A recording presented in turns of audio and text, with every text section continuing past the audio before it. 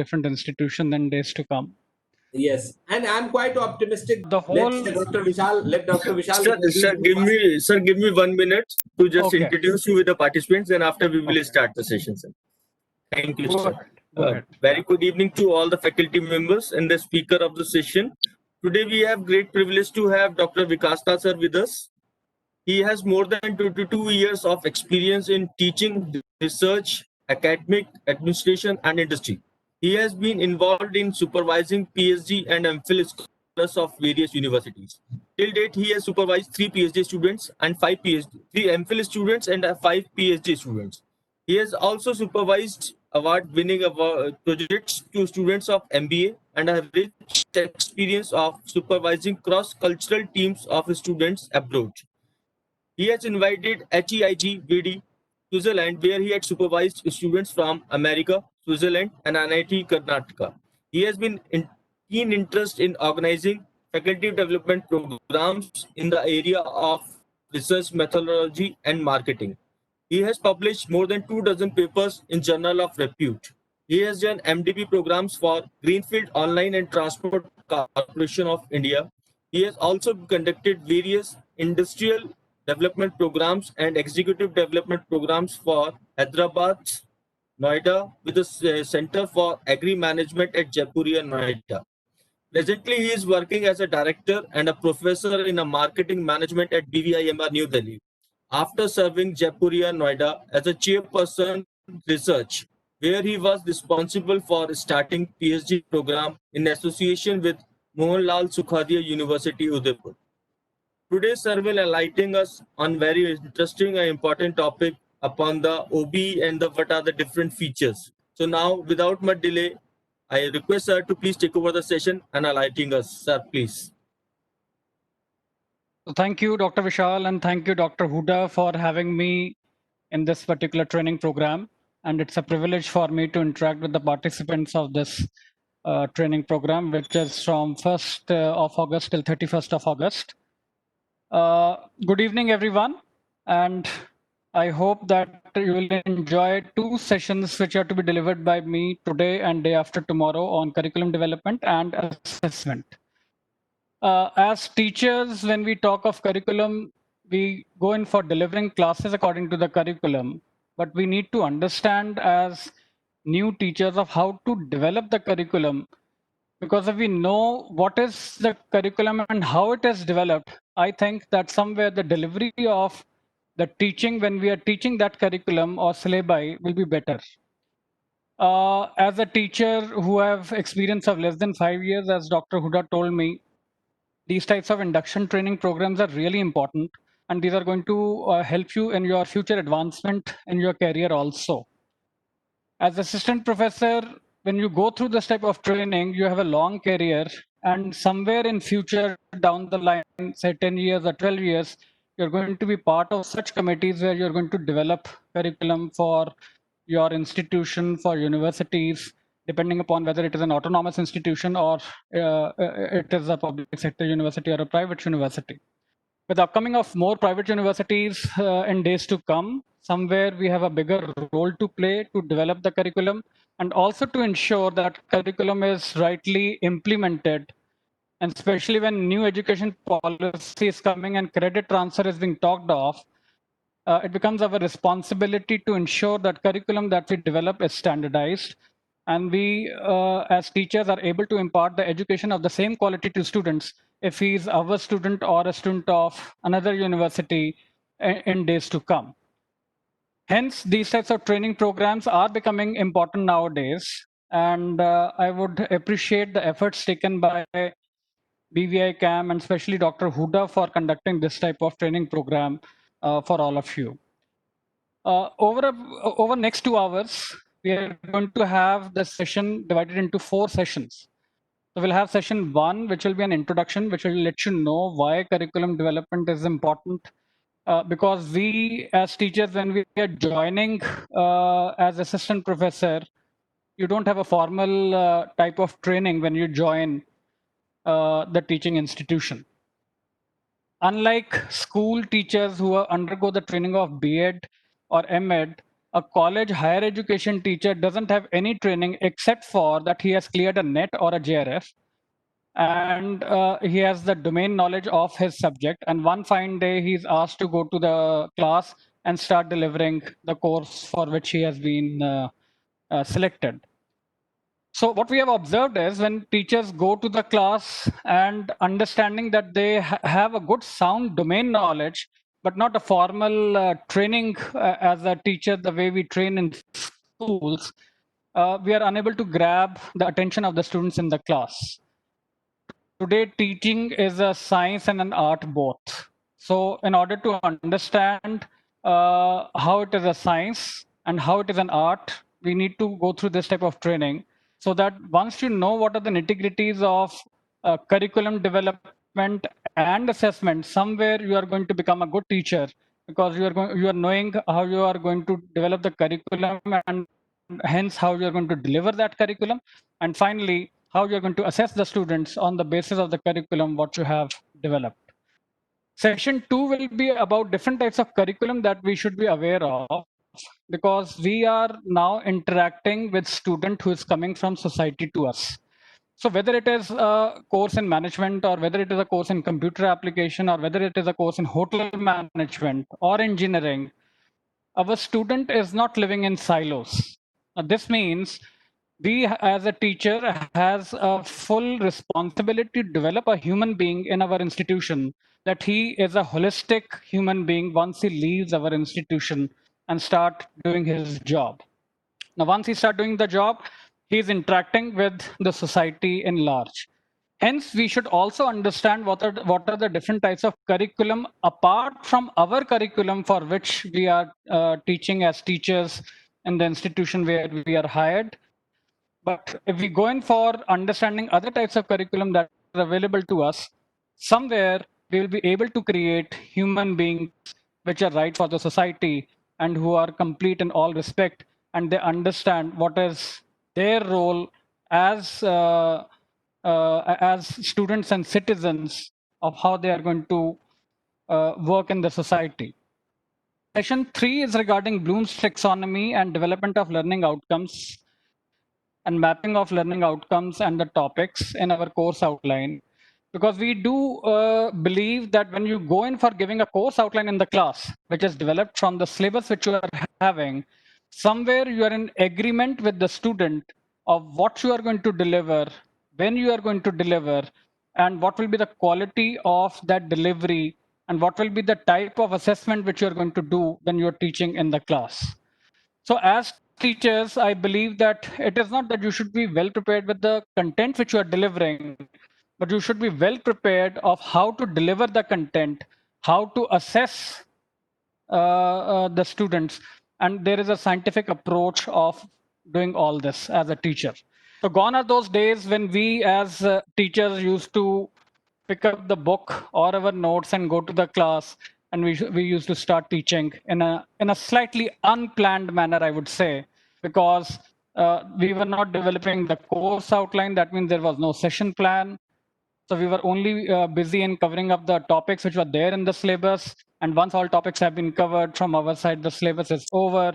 And there was a fixed methodology of doing the assessments, which we all know the way we have been trained. So in days to come, teaching is now becoming more scientific. It is becoming more systematic, and students are becoming more demanding.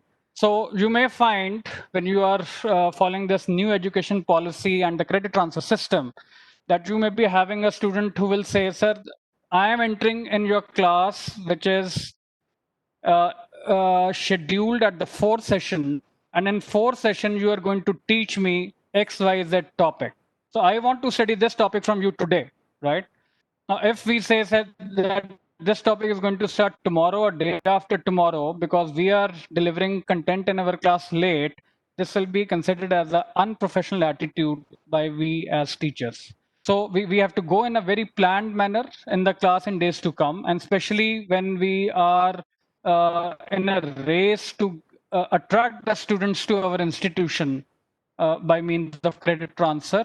We have to be really systematic, and also we have to provide all type of backup to the student. If he misses the class, do we have a recorded session so that he can go through that recorded session and can come at par when he's attending our next class. So these are the types of things which are going to come up in days to come. And finally, in the fourth session, we are going to have some practical exercises of how to develop your course outline, how to develop the curriculum.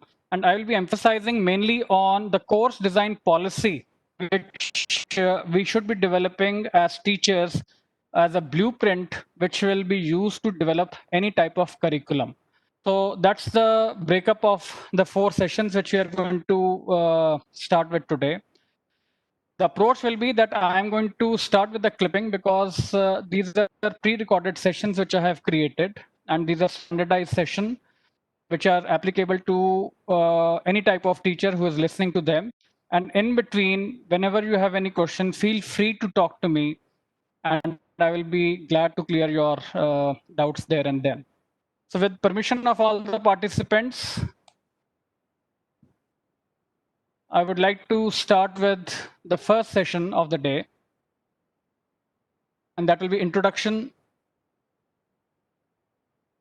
to curriculum development.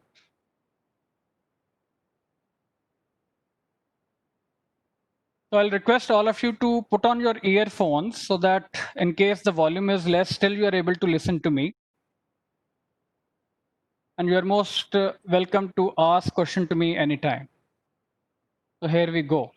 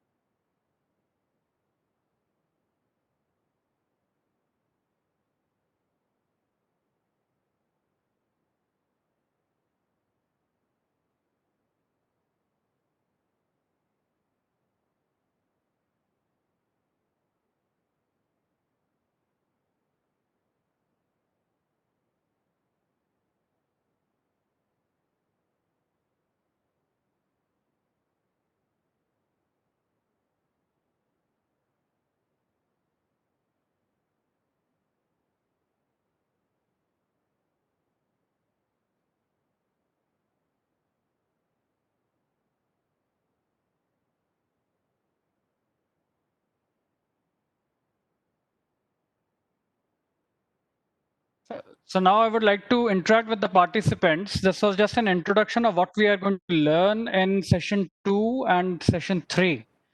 So different types of curriculum development we are going to learn in coming sessions, but I tried to emphasize of why curriculum design is important for we as teachers. And when we are trying to talk of curriculum design, what type of different types of curriculums are there? What exactly is curriculum? So we try to understand that.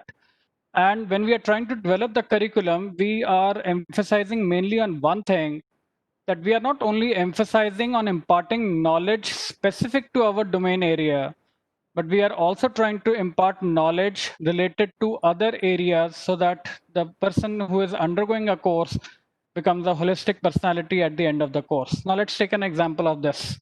If you talk of an MCA course, you have a paper of organization behavior there. Now, the reason is a computer graduate or a postgraduate is going to work in an organization, and hence he should understand the interaction with people there.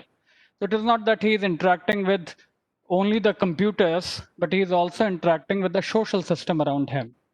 When we talk of a management graduate, it is not that he only interacts with humans, but he should also know the technical aspect so that he is able to use the technology in the organization, and he is able to work properly with those tools and techniques which are available with him. So somewhere till this point of time, whatever curriculums have been designed in the past have taken into account different aspects. But with the new education policy now coming into picture, we will be coming up with students who have open option of selecting any subject depending upon his interest area, and he would like to have in-depth detail of this. Now, the reason for this openness is that we would not like to develop human beings in silos. So, with this type of open philosophy coming into education, somewhere the type of curriculum which are now going to be developed will emphasize on all these aspects in days to come. So the times are going to be challenging, and you will find that a lot many good type of curriculums will be designed, which will take into account the holistic development of the students. So if there is any question, you can ask me at this point of time. Otherwise, I move on to session 2. So Dr. Vishal. Sir, we can continue with second, sir. Okay, done.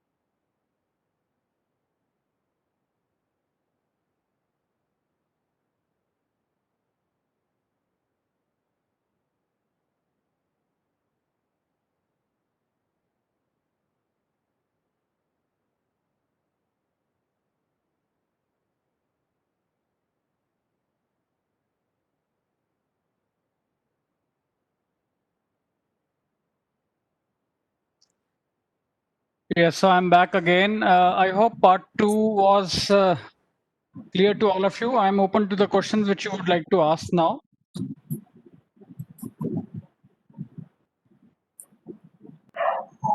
If any participant have any query or point of discussion, they can unmute yourself. My way of expressing is such that anyone can understand what I'm saying. I'm slightly slow and try to give all concept with the examples. Sir, I have one question. Yes, go ahead.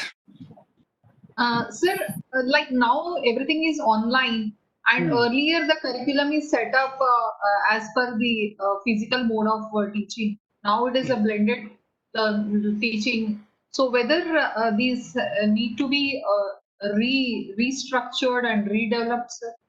Because Okay. Yes. Is it complete? If you want to ask something, please go ahead. I want to ask, like, and then how we should, like, you told, like, this many hours for this and credits and all. So everything will be again, everything will change, right, sir? Yes. Because And it is how it is going to change? If you want to discuss on that, I will be able to give some inputs to that let's say, also. because in the class, if the slow learners are there, then we can take, we can give personal attention and again explain separately if possible. But now because online, what happens, there are so many issues, so we cannot identify, or they may not come up, we cannot see the expressions, and also such difficulties are there. Okay. Should I answer now? Yes, sir. Okay. First thing which you asked about online teaching, the answer is yes. Online teaching is going to bring the way we impart education. And the answer to this is that if we go in for teaching for 1 hour in the class, in online teaching, you should not have your session for more than 20-25 minutes, because the grabbing power of the students online with laptop in front of him is reducing with the type of bombardment which we do through online teaching. So it is usually said, and it is usually being practiced also when we are creating online content. And if you go through online content of various universities abroad, because they are ahead of us, they don't create sessions for more than 15 to 20 minutes, which is a recorded session. The way I'm showing it to you, my session is not more than 15 minutes or 25 minutes, or at the most, if I'm going for some practical sessions, it will touch up to 40 minutes, right? But after the session, you should be interacting more with the participants related to what he has understood, what he has not understood. And there is one type of methodology which is now being followed. And it is that first I go in for teaching online if I want to be live, or I can go in for showing a recorded session. This will be followed by a small quiz so as to understand whether the student has understood or not, and to have maximum attention grab, because he knows that after this there is going to be a small quiz. So when I was developing these sessions, it was with the intention that after every session, or say 4 sessions, and I give it to you, it will be followed by 3-4 quiz and an assignment, which we were supposed to complete in a day's time, so that whatever I have gone in for telling you, by watching the movie again and by watching the lecture again, you are able to answer those questions and have a better grabbing on whatever content I have delivered. This is number one. So online teaching is going to bring a difference in the way that it will not be a 1 hour session altogether. And if you are taking a 1 hour session, somewhere after half an hour, the session will become boring, or the students will start losing their interest, right? Now, this transformation can also be seen in some of the online sessions which are being developed by distance learning education universities. So what they do is they go in for developing a clipping of say 15-20 minutes on one concept at a time, and then they try to show another clipping on the another concept. And the pace of learning is given in the hands of the student. So if he's able to see 3 clippings at a given point of time, he will watch 3, and if he wants to watch 2 clippings at a time, he'll watch 2, if you want to give that type of freedom to the student. But at present, our Indian education system is not tuned to that type of a system, and we are not giving that type of freedom to our students. So as a result, this transformation, when we are going through this particular process, we are landing up giving them, say, 50-minute session or 1-hour session, and then we take the attendance and switch off the class. Now, that's not the right type of approach we should be following as far as online teaching is concerned. And as a result, you have seen in the newspapers that government is also saying, depending upon the age of the student, whether you should have 2 classes or 3 classes or 4 classes a day, right? So over a period of time, our education system will evolve, and we will also learn from the feedback of the student of what is going right and what is going wrong. And there are certain interactive platforms which are coming up, wherein the student can interact with the technology, and we can also interact with the technology and go in for giving the answers to the student in a better manner. What I feel is that it will be less teacher controlled, more student controlled as far as online teaching is concerned.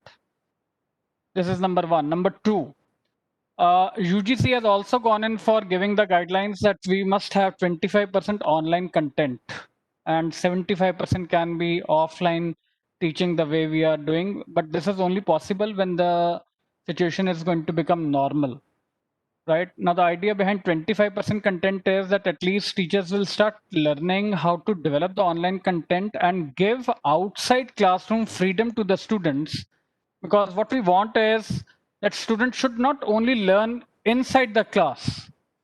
The learning should also happen outside the class, and this can happen with online teaching, right? So the new type of syllabus, if you see, of what we are trying to do is, we are trying to give them the syllabus. We are also trying to give them online resources. So we are asking the student that you have to visit online resources to learn something extra related to our syllabus. This is what has started happening as far as the curriculum development is concerned. So every syllabus will have topics followed by some website links or links to different online resources, but the student should be listening, should be going through, and we as teachers should ensure by testing and assessment that they have gone through those types of resources. So this amounts to saying that we as teachers will select only those resources which we ourselves have visited. Have I been able to answer your question? Yes, sir. And one more question, sir. Like for theory part, this is okay. But what about the practical part? Like suppose in the medical or pharmacy, the the case or the patient details and the case need to be discussed. Then it is becoming little difficult because it needs more of practical hands-on experience Yes. rather than. Yes. Now, regarding this, I won't say that 100% solution has come up, but I can share with you what solutions have come up in the market at present. There is a company called Edulytics, Edulytx, Edulytics. You can write down, right? And there is a company called iPearl. So these two names can be written, iPearl and Edulytics. If you want, I can go in for giving you the details on chatting also, right? So one is iPearl,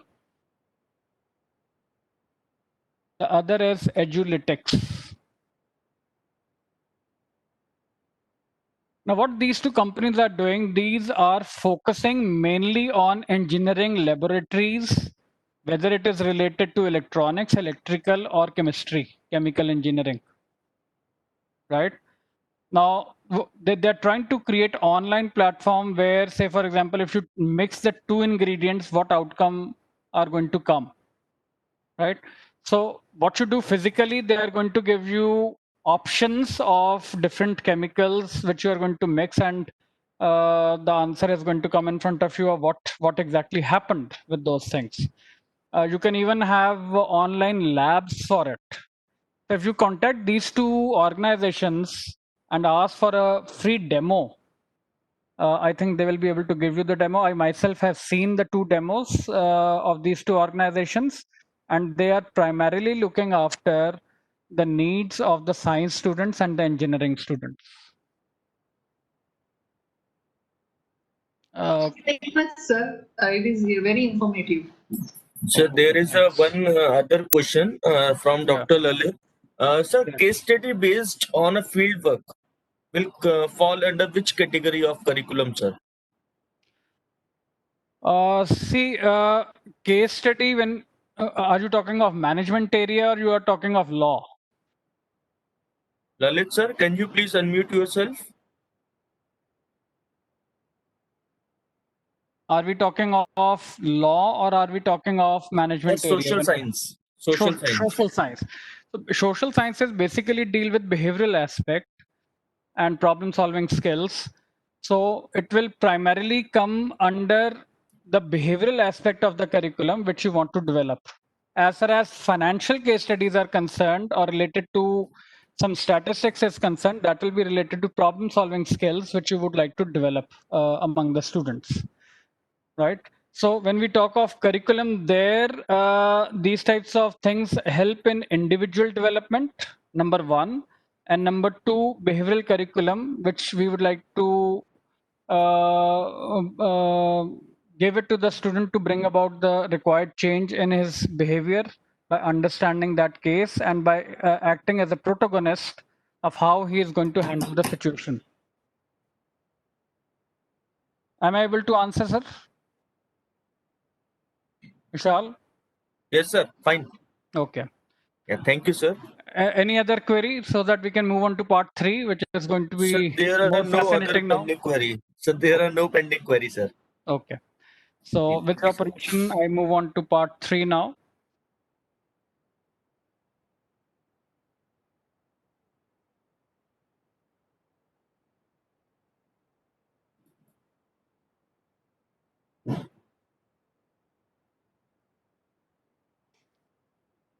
Okay, one interaction with all the participants, because sometimes it becomes very monotonous if we go one after the another.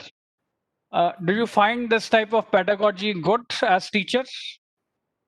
It gives you a lot of freedom to interact with the participants, number one. Number two, it also brings in standardization of the course delivery, the way I'm able to do it. And number three, you can handle the queries of the participants simultaneously. While you are delivering online, you're also handling the queries simultaneously, right? So I evolved this particular type of concept of I evolved this type of concept because I wanted to have more interaction with you, and content should not be a problem. It will always be available to you. Vishal is going to put it on YouTube. If you ask me for a link, I will also give you the link for all these recorded contents. But it gives you freedom of mind that you are not losing on content, number one. Number two, you will always have the inventory of the content with you, number two. And number three, it gives freedom to the instructor to go in for handling the queries simultaneously online, right? So something which I try to evolve over a period of time, and I think this will also be helpful to you if you pre-record your sessions. So we are now moving on to part 3, and let's start with it.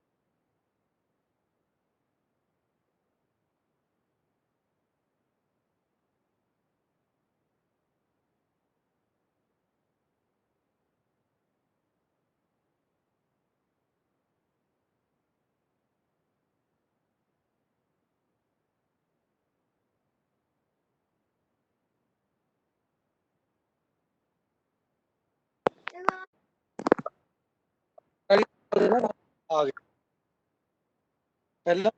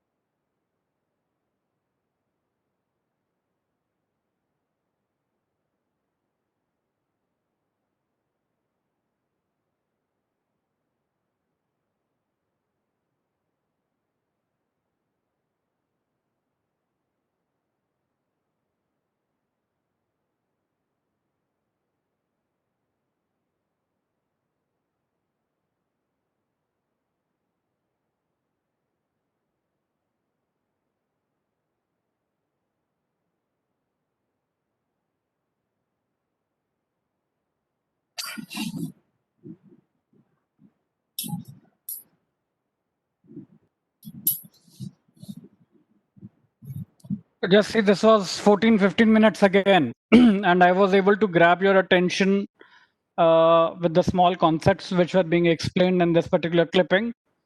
Anything which you would like to discuss? And then I showed you how this Bloom's taxonomy is now coming into application, how curriculum development is coming into application. And the last particular part will be slightly comprehensive and longer because it's related to all practical aspect of curriculum development. So over to all of you for questions. Any query?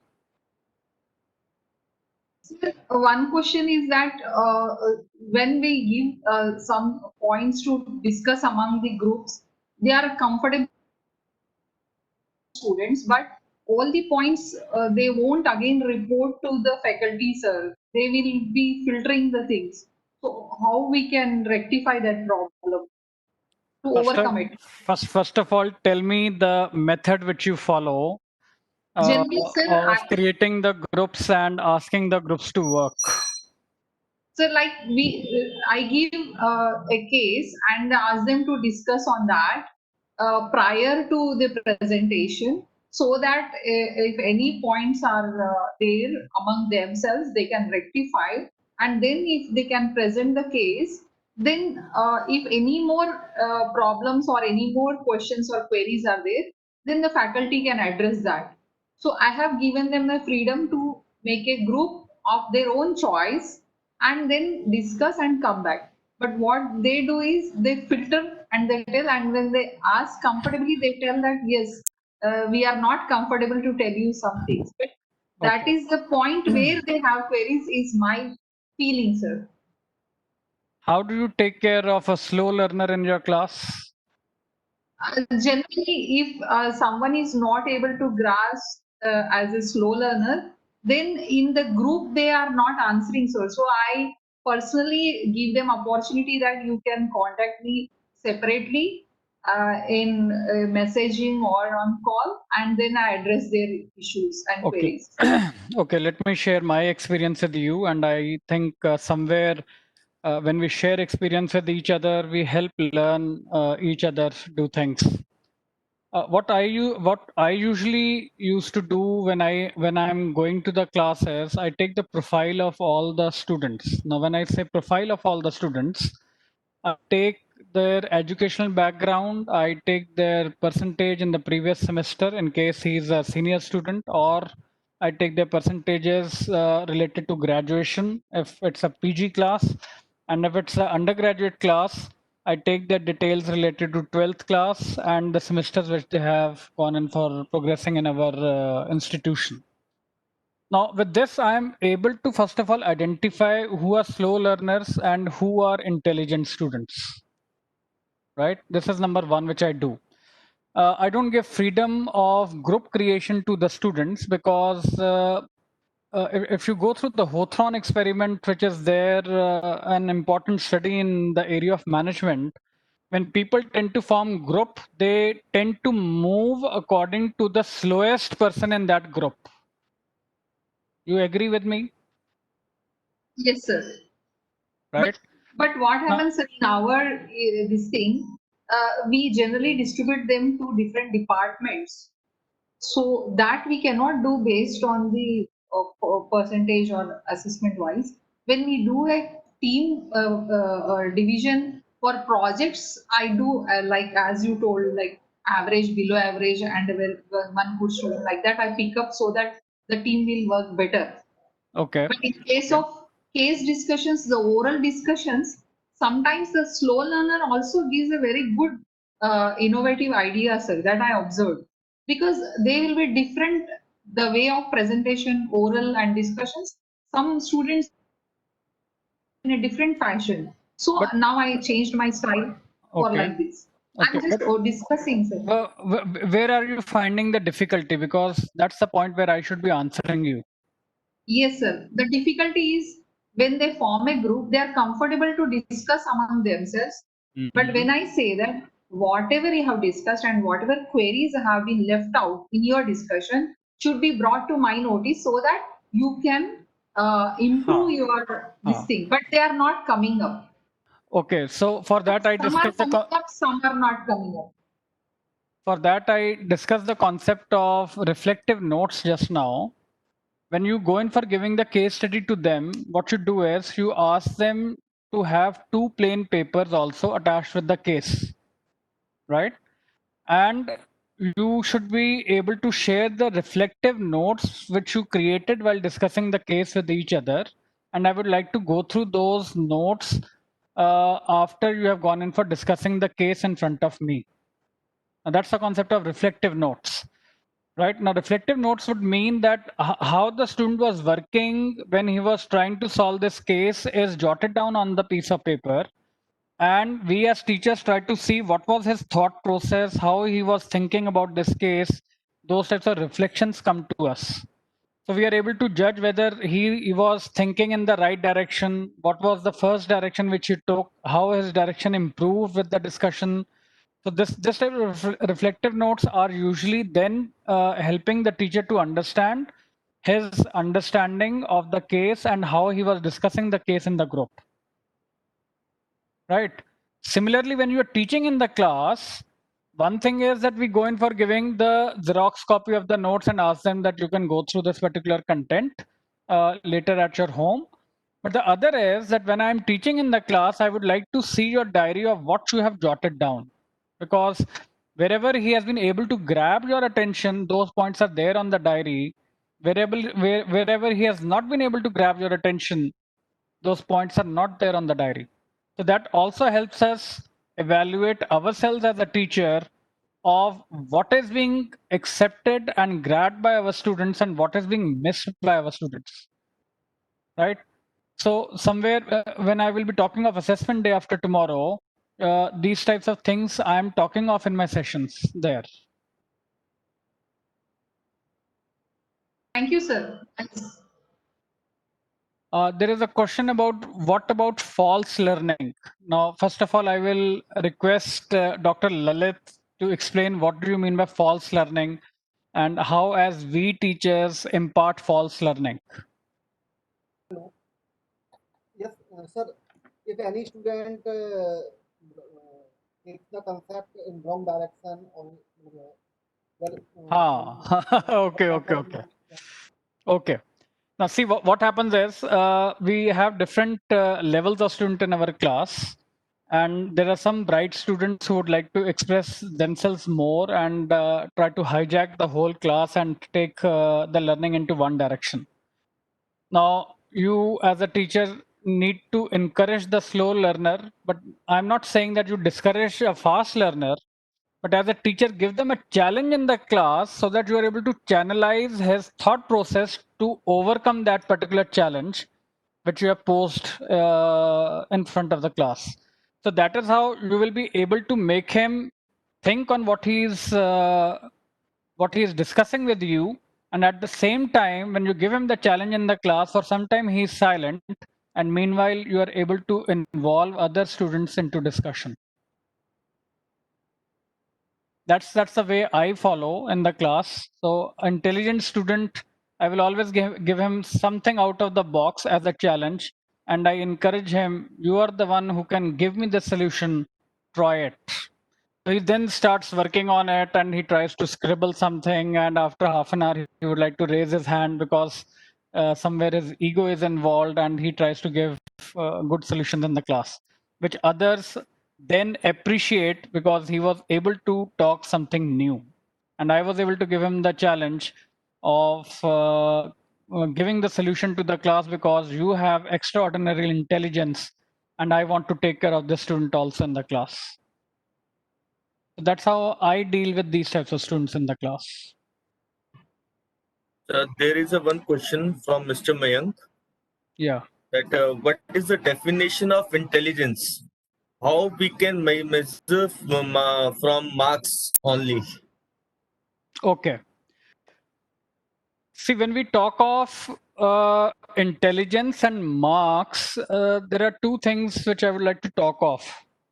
When you talk of marks, you are judging the student by telling him that you know it or you don't know it, right? Now that is involved in testing. When we test a student, the outcome is either he knows it. If he knows it, he gives us all answers. And since he has given all answers, he's a 90 percenter or a 100 percenter, or he is able to score high, and hence he is intelligent. Right? This used to be an approach when we were talking of mark system. But off late, when CBCS system was brought in and grading was brought in, we started talking of assessment, and people confuse in assessment and testing. Assessment is not testing is not assessment. I would like to say testing is a part of assessment, but assessment is much broader term as compared to testing, right? So in grading, what we have done is we now try to compare the student with the best student in the class, and thereby we relatively try to grade him where he stands. So there are different types of grading which we have created, which is slightly separate from the mark system, because a student may be intelligent, but on a given day when he was being subjected to the test, the anxiety factor worked and he was not able to perform. Now that doesn't mean that the student is not intelligent, right? So a grading system was evolved, and then we tried to find out how is the student relative to the extraordinary student or the best performers of the class, and where does he stand? And we then moved out of the marking system and we started giving him grades A, B, C, D, and F, like this, right? Now this was having a qualitative aspect to the assessment, wherein we are trying to say he is excellent, he is good, he is fair, and when we grade him F, then we say he has failed, right? So intelligence, I would say, in marking system, intelligence would mean high type of scoring by a student.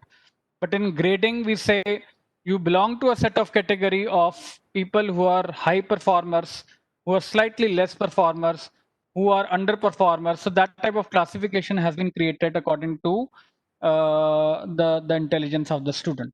And hence, off late, we say grading system is much more better as compared to marking system, which we used to follow in our times when we were the students.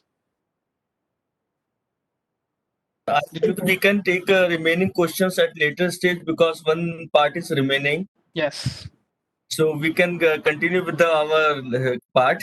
Then after we will take the question, sir. Done. So I move Yes, on to sir. the last part, which Yes, is sir. the practical aspect. And I will request all the participants to take out the things which Dr. Vishal has shared. One is the course design policy. The other is the syllabus. You can have your soft copies ready. And and we have one course outline of business communication too. So in the next part, I'm going to discuss all this. If these things are handy with you, you will be able to correlate with my session. And hence, I think it should be in front of you. Either a printout should be there or a soft copy on your mobile phone or a second gadget should be there. So I'm moving on to the next part now.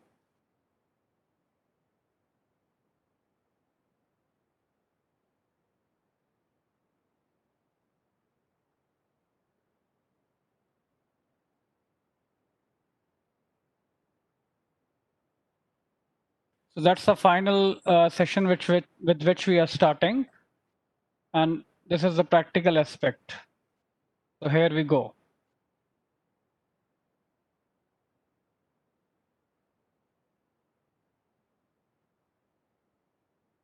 Sir, there is video is not coming, audio is coming. Okay, so I start again. Yes, sir, please.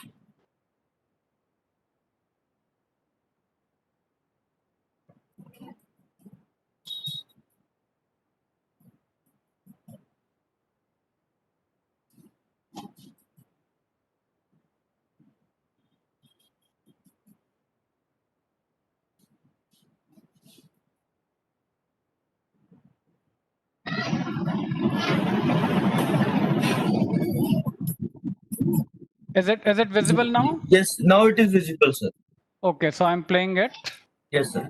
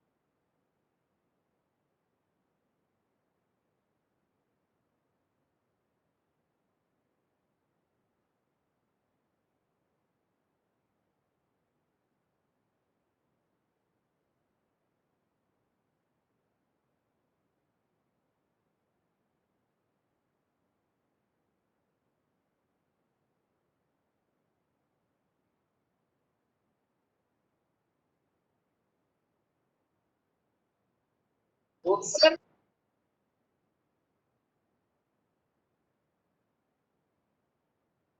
faculty and students. sir, we are not able to read it, sir.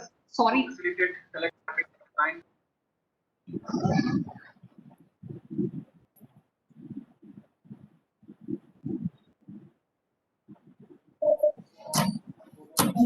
Doctor, Okay, okay. Dr. Now, Nath, yeah, yes, sir. Dr. Nath, Yeah, yeah. Vikas Nath sir. Sir एक minute मैं इसको mute कर लूं 1 minute sir yes ऐसे जरा mute करके इसको थोड़ा सा साइज बड़ा कर सकते हैं क्या? इसको सर मेरे को मूवी में साइज कैसे बड़ा करना है वो थोड़ा मुश्किल है सर ये डॉक्यूमेंट से शेयर किया हुआ है सर मैंने व्हाट्सएप ग्रुप पे कल तो वो मेरे ख्याल से वो सिलेबस ही है जो आपने सर शेयर किया आई थिंक नहीं this is not the syllabus this is course design policy along with one course outline of business communication 2 and one syllabus there are 3 documents which I have shared sir I have already shared to participants yeah So, participants you can read from there because then it is a recorded lecture under movie mode and it can't be increased. That you can't increase. Sir. Yeah, and this was given as a pre-read only for this reason that when I'm Yes. discussing it, it should be in front of you. Correct. So And, participants are confirming that they are reading from that soft copy. Yeah. So please read from the soft copy which you have on the your book. Please. Please continue. If you want, I can wait for a minute so that you can retrieve that particular soft copy on your computer or on your mobile phone and then see page by page of what I'm discussing. That was the main reason why that read was shared before. So all of you are ready now with the soft copy? sir Okay, done. So I start with this. And after this session, you are most welcome to discuss any part of this particular document or a document which is under consideration. And I will be more than happy to share my experience of developing this document with you. Okay, before I go in for playing this document once again, see what I'm trying to explain in this particular video is that the course design policy is the very first document which we create before curriculum design. Now, this means this is a written approach which we have created that who all are involved. what is the objective of designing the course which we are planning to design, so that are written, because these objectives will then move into program outcomes. Program outcome will further go in for giving us the subject outcomes, which are to be aligned with the program outcomes, and further you will have your own learning outcomes of that particular subject, right? So we developed the course design policy to showcase and to bring all people who are involved in curriculum development on the same platform, that what we are going to do. Unless we don't put it in written, people will tend to have different directions and they will tend to move in different type of things, and ultimately we'll find that we have not been able to achieve the objective of developing a good curriculum. So this is the first document which we create, wherein we tell them what is the objective of that particular course, what is the objective of this policy which we are creating, right? Who all are involved, so that we know which type of people are involved in creating this. What will be the course structure? So if you are talking of a 60-hour course or a 4-credit course, so you have to mention it that we will have 4-credit course, we'll have 3-credit course, and we'll have 5-credit course. What will be the duration which you are going to allocate to each course? Everything has to be written, because when your NBA inspection happens, they ask for all this, and they will ask you of what is, if you are an autonomous institution, they will ask you of how you are implementing the things in your institution. What are the policies which you have gone in for developing, right? So if we have these types of documents, it becomes easy for us to explain of what exactly we thought of and what exactly we are trying to do at the institution level, as far as curriculum development is concerned, as far as implementation of curriculum is concerned. So if you go through this document, you'll find that I'm talking of course design, I'm talking of learning outcome based on Bloom's taxonomy, and then I have also tried to touch off that there is a new type of taxonomy which has come in, which is known as revised Bloom's taxonomy. What is the difference between the previous taxonomy which we had in the previous course design policy, and why we are bringing in new type of taxonomy as far as this policy is concerned. So from Bloom's taxonomy, we moved on to revised Bloom taxonomy, which is getting highlighted in this particular document. Then we have gone in for mentioning about what type of words are to be used when you are structuring your learning outcome, right? So as you will move along this particular video, you'll come to those types of sections. In table 1, I'm talking of, if you are talking of remembering, you have to talk of to count on, to define, to describe, to draw, to identify. These types of words help us go in for developing the learning outcome, which are mainly focusing on remembering of Bloom's taxonomy. If you want to talk of understanding, so these are the types of words which we have to use: to associate, to compute, to convert, to defend, to discuss, to distinguish, to estimate, to explain, right? So we go in for developing the structure of the learning outcome by using these types of words. If you have to talk of applying, so you will go in for using the student should be able to add something, the student should be able to apply, the student should be able to calculate, the student should be able to change, the student should be able to classify. Because Bloom has specifically gone in for telling what type of words are to be used while we are developing learning outcomes. So we have gone in for developing a table telling of what type of words we are going to use when we are going to develop the learning outcomes. How will the sequencing of the content be done? So there is an approach of vital, essential, desirable, which we are talking of. So we will have mainly vital topics in the beginning. We will have some essential topics afterwards, and some desirable topics which the student can do by themselves. They should know about it. It is desirable, but they can do by themselves. So that is being covered under null curriculum, which I talked of in the previous session, right? So as teachers, we have to classify our content into vital, essential, desirable. Vital, essential should always be covered in the classes, and desirable should be given in the form of assignments and some home exercises which the student should be able to do in the should be do in that particular course which we are teaching to him, right? What type of approach you will follow, whether it will be a modular approach or a unit approach. So all blueprint has been created in this policy. And then in the last, you will find that is on page 11 of what type of structure you are going to follow to prepare a course outline. So what happens is when we ask the teachers to prepare a course outline, everyone has his own way of preparing the course outline because they visit the website and they download the formats from different websites and then go in for preparing the course outline according to it. But this particular document says that you have to follow only one style of creating the document which you are going to create for your course and which is already written in this particular policy document. So then once the teacher is having this particular document in front of him, he is going to follow the same type of structure every time when he is going to develop the course lesson plan or the course plan which we are talking of.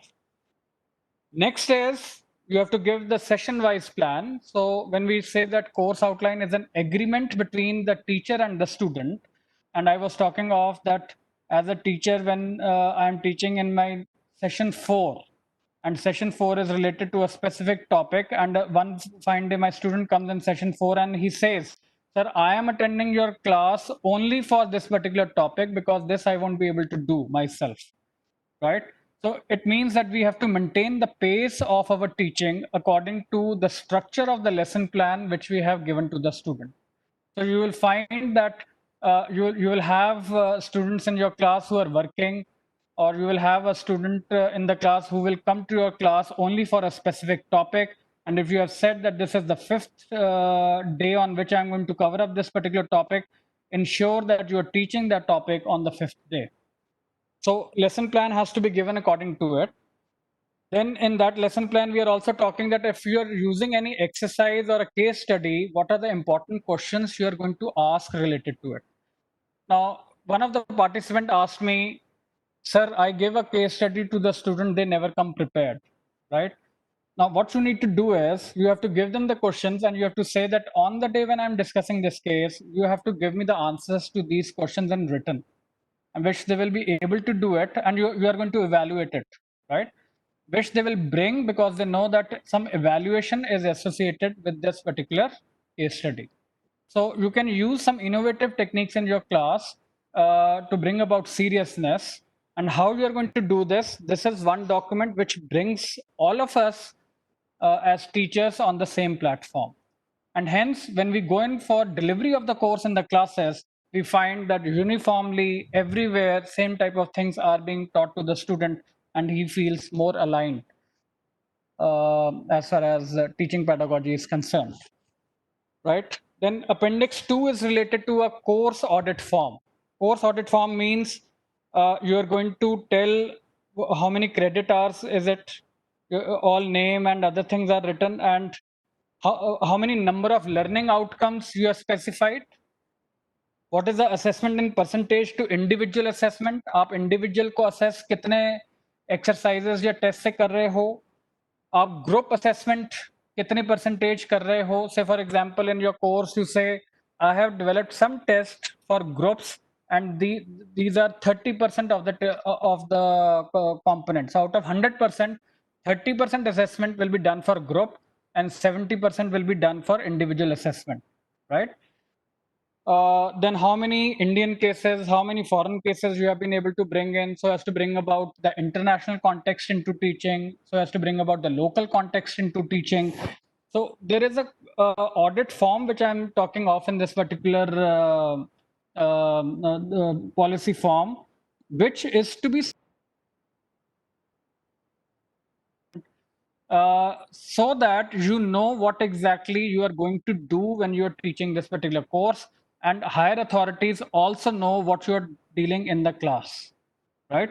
So audit form is there because we would like to understand that whatever we plan, is it getting implemented in the same manner in the class or not.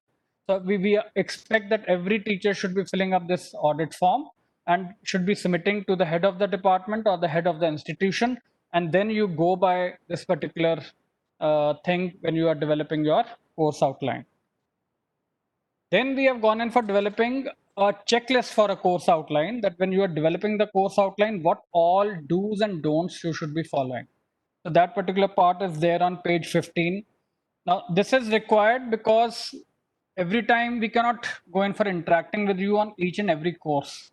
So if we have given you guidelines in written and we inspect the course outline on sampling basis, we will be able to find out whether you are following the checklist or not.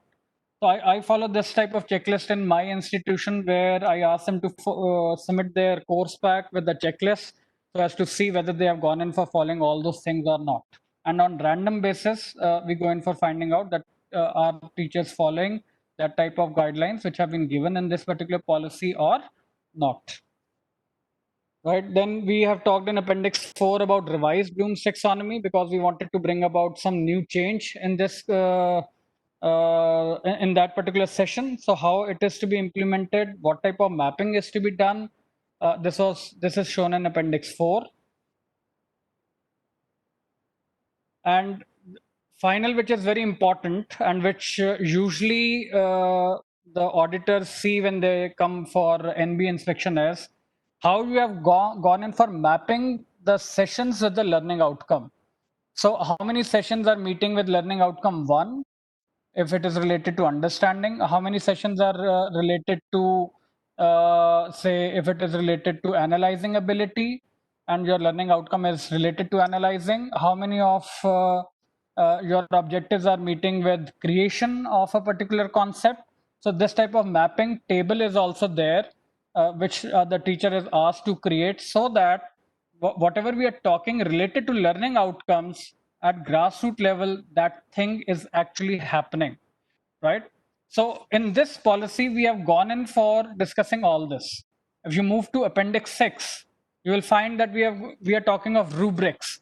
So if you're talking of a project work, what type of rubrics should be there for a project work? If you're talking of a case study, what type of rubrics you would like to follow in the class? Now, this means what we are trying to say is that as a teacher, don't decide the things in the class at a given point of time. You should first of all go in for declaring it before that this is what I'm going to follow in the class and accordingly act according to it. The rubrics of the project work should be given to the student because when they're going to create that project for you, they know these are the parameters on which I'm going to get tested. And accordingly, they're going to frame their project work according to the rubrics which have been shared with them, right? So rubrics basically, we have talked of a suggestive sample in this particular outline of how the rubrics should be developed.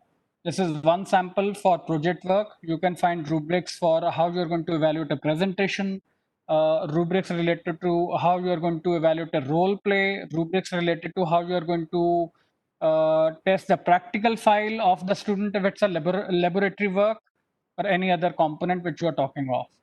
Now, this was the idea that when you go in for developing the curriculum, first of all, we should know what are the drivers of that particular curriculum and are we clear of those drivers? Because if those drivers are not clear, then every subject for which you are going to develop the syllabus will not be able to match the learning outcomes and you will not be able to create that particular document in a systematic manner, which is very much required when you're developing the curriculum. So I hope I have been able to give you a brief outline. And during this discussion, you have been able to take out this document with you. And you only have to refer the page number which is getting reflected on the screen. And accordingly, open that particular page. Ask me the question what if something is not clear. And I will be more than happy to clear your doubts. So with this, can I start with the video, sir? Ji, sir.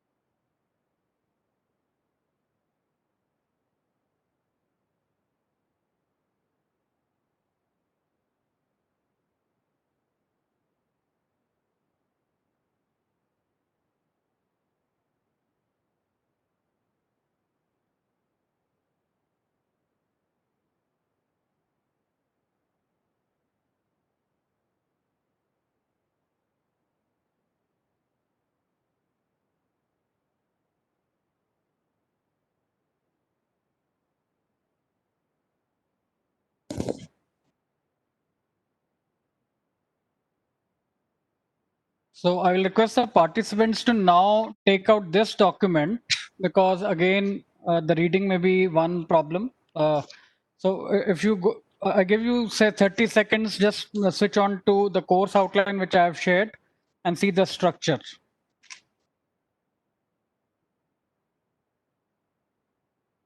And once you have done it, please do let me know.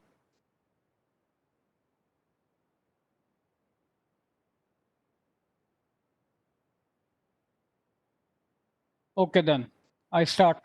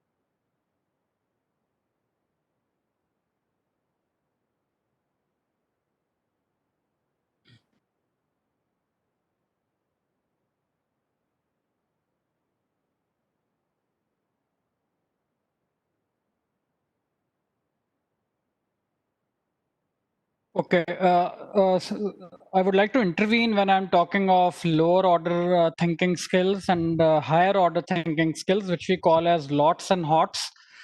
Bloom's taxonomy specifically says that when you talk of remembering and understanding, you are focusing on lower order thinking skills. And that means it is more of grabbing things and not of anything related to teasing the brain to create something new or to analyze something where he needs to go in for relating two or three concepts together. So remembering and understanding, if you use these types of words, it clearly indicates that we as a teacher are emphasizing mainly on the lower order thinking skills. Now, if you talk of the structure of the whole curriculum which we develop, and you can note down this, we developed the structure on the approach of FAIR, that is FAIR, F for fundamental, A for applied, I for integrative, and last is R, which stands for research. So if you see any type of curriculum, whether it is MBA, MCA, or medicine or law, you will find that first and the second semester, especially the first year, is basically focusing upon the fundamentals, right? So that is F. Fundamentals will specifically focus on remembering and understanding, because we are talking of the lower order thinking skills or the fundamentals which are required. But somewhere at the end of the course, you can always talk that some creation aspect should be there. But as you progress along the semesters and you start progressing on the higher semester, more emphasis has to be on the higher order thinking skills. That means application, analysis, evaluation, and creation. So if you see the last year, basically you are either asking the student to undergo any articleship, or you have to undergo a project work, or if you have to go for some sort of a training somewhere, and then go in for submitting a document. So there the emphasis is basically on applying of the knowledge, analyzing what he or she has learned during his course, evaluating things, and finally a creation of the document where he or she is trying to exhibit or demonstrate of whatever he has learned. He has been able to showcase all the things together. He has been able to comprehend what the teacher has taught in the previous semesters by creation of a document which is his own, where he's knowing in and out of what he has done as far as this document is concerned, right? That is what I am focusing upon. In the beginning, we usually have to focus on the lower order thinking skills because they are drivers for higher order thinking skills. But higher order thinking skills will come when he starts over and above understanding and he starts applying, analyzing, evaluating, and final thing is creation. Until the time he doesn't learn how to create the things, that higher order thinking skill doesn't get developed in the mind of the student. So as a teacher, when we are developing this course outline, focus upon that how many sessions you are going to focus upon the lots, that is lower order thinking skills, and how many sessions you are going to focus on higher order thinking skills. Where is that particular subject positioned in the semester, and in which semester it is positioned, and accordingly what are the types of credits associated with it. You will find that a higher credit course, say for example a project work, may be having 8 credits associated with it. It is different that we don't know how to deal with the project work, but when the university or any institution is giving 6 or 8 credit to the project work, the idea is that we are mainly focusing on higher order thinking skills and its development in the student. And we have to see that student is able to focus on things which are higher than understanding. Understanding part he has been able to do at the institution level. Now, over and above understanding, how are we making him learn all these things depend upon the type of progress reports which you ask for those project work which we are giving to the students, right? Hence, higher credits are given to those subjects which are mainly based on HOTS, higher order thinking skills. And that's how curriculum has to be developed. So when you are deciding upon the credits for a particular course, see which course becomes the backbone of that particular curriculum, which the student must know come what may, because without that particular subject, he will not be able to do anything. So those types of subjects should have higher credit, more weightage, more higher order thinking skills. And as you move about the fundamental, applied, and integrative research concept, wherever application and integration has started happening, HOTS are coming there itself. Fundamental is lots. Applied and integration is hot, and the moment he is into research, it is only HOTS, right? So this is how we are going to build up the curriculum, understanding that from basics to the higher end, we are of that particular student who is undergoing the course, so that finally he is a person who has got the habit of critically thinking and creating the things. Once he starts doing this, you will find this is an employable student in the market. What is happening in our education system is students tend to learn in the last month by referring the old question papers, understanding that many questions will get repeated from those question papers, and the whole idea of lots and hots gets defeated by the type of assessment which we do, right? So I'm going to talk of assessment in the next session, and we will really appreciate of how assessments are changing and how they can bring about the change which we are looking for in the students in days to come. So let's finish off this particular session now.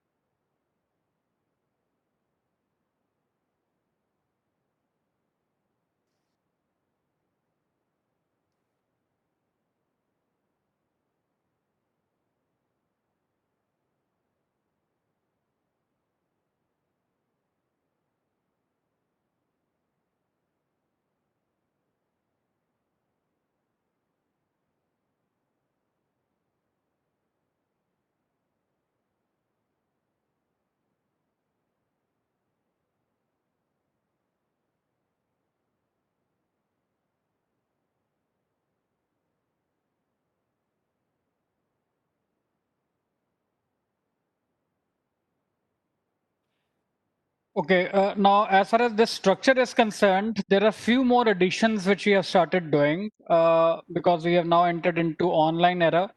So you have to specify some of the internet resources also in this course outline towards the end of what all internet resources you are going to use. If you have been able to identify any of the MOOC courses, that should also be specified here so that if the student is interested in earning some more credits through that particular MOOC course, he is able to enroll in the MOOC course, attend that MOOC course, and then by clearing all the assessment related to it, he or she is able to earn the certificate for that. So these types of things also are now getting added up in the course outlines towards the end. And in today's scenario, we need to go in for highlighting what are the internet resources the student can use and what type of MOOC courses you as a teacher have identified for them, which they can undergo. So that's how you will be able to help the students in outside classroom learning. So it is usually asked, what do you do to make a student learn outside the class? So these are the answers which you can then give.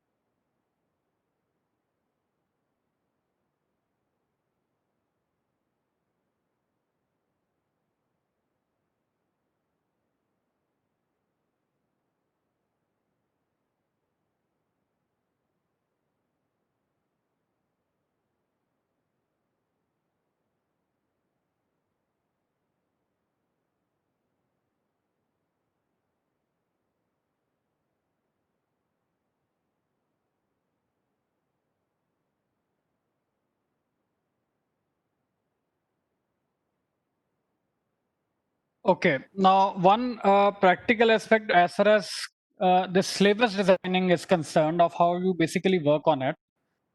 Since you as a teacher specialize in a particular set of subjects, say 1, 2, 3, or 4 subjects at the most, you will be asked to first of all develop the syllabus of those subjects in line with the recent developments which you have come across as teacher and researcher in that particular subject, right? So you are following standard books. From there, you are trying to see what all the latest books are covering. From there, you try to first of all see which all subjects you have, which all topics you have to take out, so that the knowledge of the knowledge of the student is complete. Also, you must take into account what is being asked in net exam. What is the syllabus of the net exam? Because whenever you design the syllabus, your student may be facing net exam if he or she is planning to come towards teaching, right? So understanding what type of competitive exams and what type of other types of eligibility exam the student is going to face while designing the syllabus, ensure those types of topics are also covered. Now, I am not saying or I am not supporting the fact that you go in for copying the whole of the table of content of the book. See what type of things are being taken care of while the student is getting employed, or while the student is facing any competitive exam, or while the student is facing any eligibility exam like set, net, or JRF, right?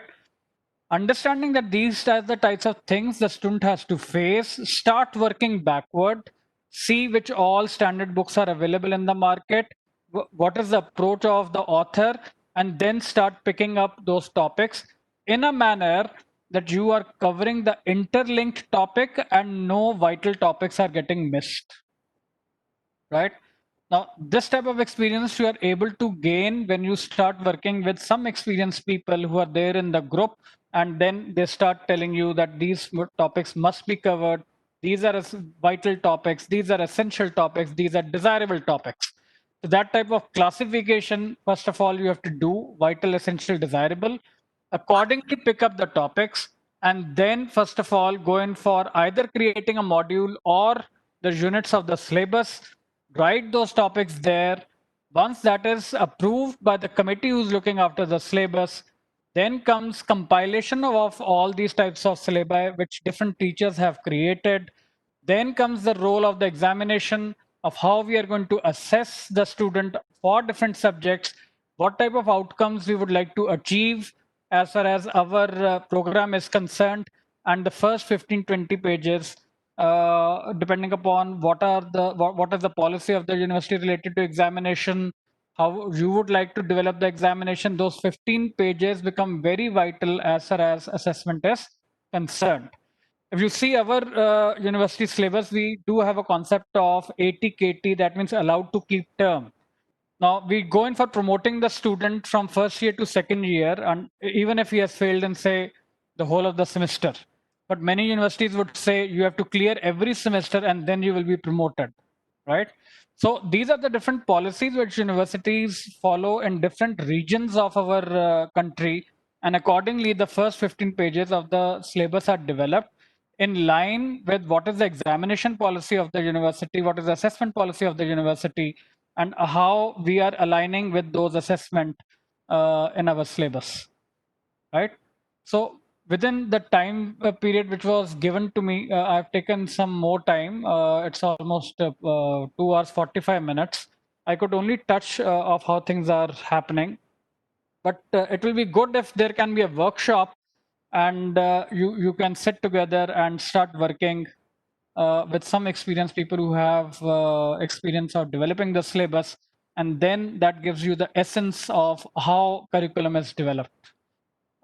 With this training, I have been able to give you minimum exposure of what all vital things you should be thinking of if at all you happen to develop any syllabi of any subject. So from my side, it's over. I'm open to questions with the permission of the coordinator, if he permits, and understanding that I have exceeded the time limit, because I also believe in discussing things with the participants. Though all my sessions are within 2 hours, but discussion is also required. And hence, that was the reason I positioned this particular session at the end. And Vishal will appreciate why I asked for 4 p.m. slot, because I know no other resource person is waiting for his or her session, and I am not moving into others' time. So I'm open to the questions, and over to you, Vishal. Thank you so much, sir. The session was full of knowledge. I request to participants, if you have any query or any questions, please unmute yourself or write in the chat window. We can take 2-3 questions.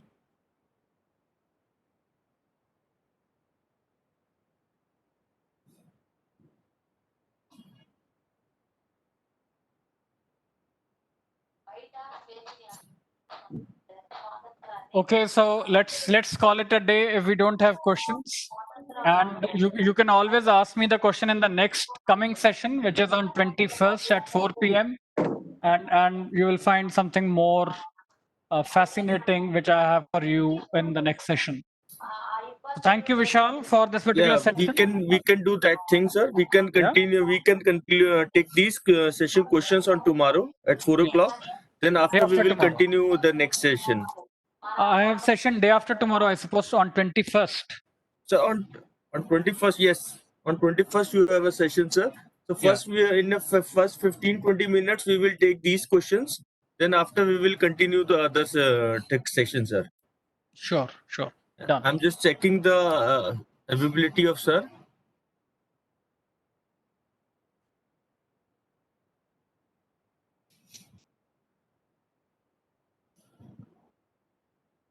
Sir is online. Sir is online, yes. मैं एक phone पे बात कर रहा था तो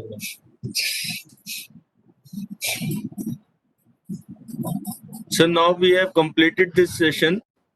Yeah, this session, in fact, curriculum design, development, and assessment is itself a session of almost 4 hours. Yes. But we squeezed this to 2 hours. We had discussion with Dr. Nath, and we thought that because of the constraints of the time, let's do it in lesser time, and that's how few assignments and assignments were shared in advance. But nonetheless, you did justice, even our squeezing it.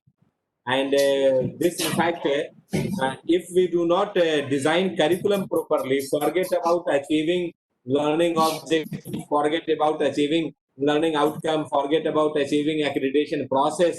Yes. And in coming days, the survival of the institution, colleges, universities will be through accreditation only.